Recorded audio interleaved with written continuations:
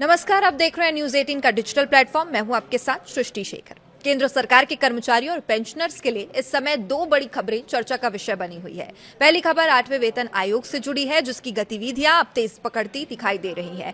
दूसरी खबर महंगाई भत्ते यानी कि डीएसए में संभावित बढ़ोतरी को लेकर है, जिसकी घोषणा सितंबर महीने में होने की उम्मीद जताई जा रही है। अगर आप केंद्रीय कर्मचारी हैं, पेंशनर हैं या आपके परिवार में कोई सरकारी कर्मचारी है, तो ये जानकारी आपके लिए बेहद महत्वपूर्ण है, क्योंकि आने वाले कुछ महीनों के लिए लिए जाने वाले जो फैसले हैं वो करोड़ों लोगों की आय, पेंशन और आर्थिक स्थिति पर सीधा असर डाल सकते हैं। तो आइए विस्तार से जानते हैं 8वें वेतन आयोग का काम कहां तक पहुंचा है, कर्मचारियों ने कौन कौन सी मांगे रखी है, डीए में कितनी बढ़ोतरी हो सकती है और आखिर इसका फायदा कितना मिलेगा और किसे मिलेगा।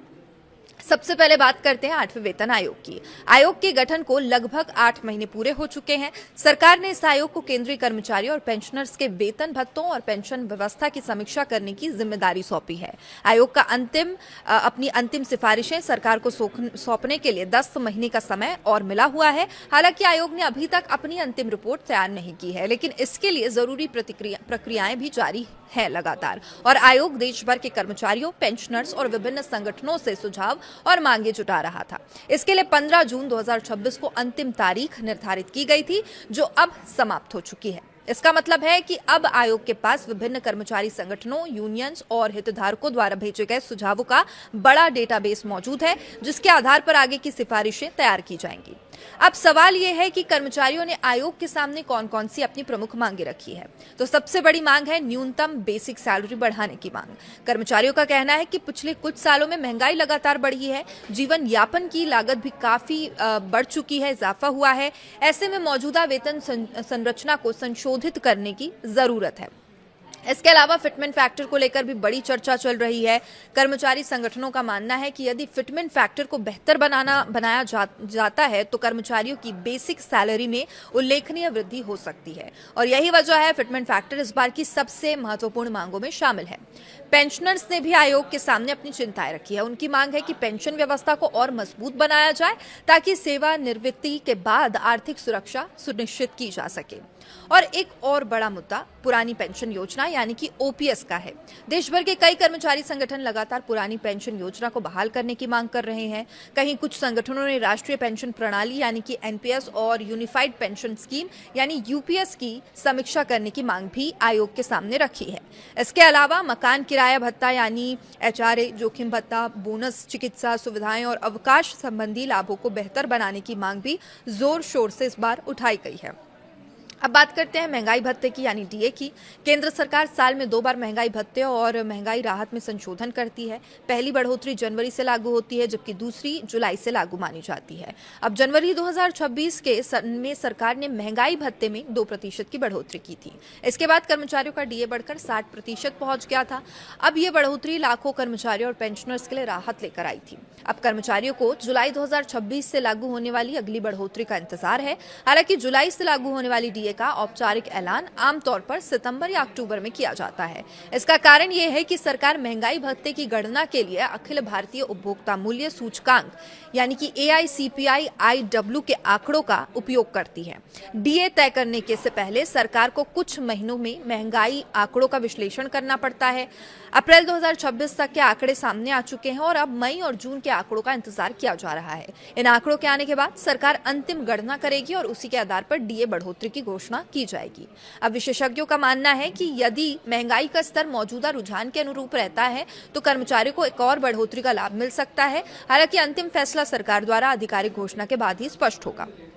कर्मचारियों के लिए अच्छी बात यह है कि जब भी डीए बढ़ोतरी की घोषणा होगी, उसका लाभ जुलाई 2026 से प्रभावी माना जाएगा। यानी कर्मचारियों को बढ़े हुए डीए के साथ साथ एरियर का लाभ भी मिल सकता है। अब बात करते हैं आयोग की मौजूदा गतिविधियों की। 8वां वेतन आयोग केवल दस्तावेजों और रिपोर्ट के आधार पर निर्णय नहीं लेना चाहता। आयोग जमीनी स्तर पर कर्मचारियों की स्थिति को समझने के लिए देश के विभिन्न हिस्सों का दौरा कर रहा है। आयोग की टीम पहले ही दिल्ली, लद्दाख, जम्मू कश्मीर, तेलंगाना, महाराष्ट्र और उत्तराखंड जैसे राज्यों और केंद्र शासित प्रदेशों का दौरा कर चुकी है। इन दौरों के दौरान आयोग ने कर्मचारियों, अधिकारियों और कर्मचारी संगठनों के प्रतिनिधियों से मुलाकात की थी, उनकी समस्याओं को सुना था, अपेक्षाओं को समझा था।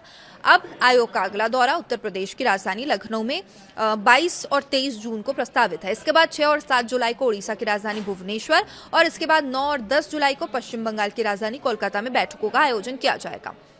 इन बैठकों का उद्देश्य कर्मचारियों की वास्तविक जरूरतों को समझना, विभिन्न क्षेत्रों की परिस्थितियों का अध्ययन करना। आयोग चाहता है कि बेहतर तरीके से कर्मचारियों की मांगों को, उनके सुझावों को समझा जाए और उनकी अंतिम सिफारिशें देश भर के कर्मचारियों की वास्तविक चुनौतियों को ध्यान में रखते हुए तैयार की जाए। अब सबसे बड़ा सवाल, इसका आखिर फायदा किससे मिलेगा? 8वां वेतन आयोग लगभग 55 लाख केंद्रीय कर्मचारियों और करीब 69 लाख पेंशनर्स के वेतन, पेंशन और भत्तों की समीक्षा कर रहा है। यानी सीधे तौर पर 1 करोड़ 24 लाख से अधिक लोग इसके दायरे में आते हैं। यदि इनके परिवारों को भी शामिल कर लिया जाए तो इसका असर करोड़ों लोगों के जीवन पर पड़ सकता है। वेतन में वृद्धि होने से कर्मचारियों की क्रय शक्ति बढ़ती है, जिससे बाजार में मांग बढ़ सकती है, अर्थव्यवस्था और भी मजबूत हो सकती है। पेंशनर्स के लिए भी ये आयोग बेहद अहम साबित हो सकता है। पेंशन में सुधार और महंगाई राहत में वृद्धि से उनकी आर्थिक स्थिति बेहतर हो सकती है। बढ़ती महंगाई के प्रभाव को कम करने में मदद मिल सकती है। फिलहाल सभी की नजरें 2 बड़े घटनाक्रमों पर टिकी है। पहला, सितंबर 2026 में संभावित डीए बढ़ोतरी और दूसरा 8वें वेतन आयोग की आगामी सिफारिशें। आने वाले महीनों में आयोग विभिन्न राज्यों का दौरे से जो प्राप्त सुझाव हैं, आर्थिक परिस्थितियों का विस्तृत अध्ययन करेगा और इसके बाद एक अंतिम रिपोर्ट तैयार कर केंद्र सरकार को सौंपा जाएगा और उसके आधार पर उस पर बढ़ोतरी की जाएगी। अब यह देखना दिलचस्प होगा कि आयोग कर्मचारियों और पेंशनर्स की मांगों को किस हद तक अपनी सिफारिशों में शामिल करता है, सरकार उन सिफारिशों को किस रूप में लागू करती है।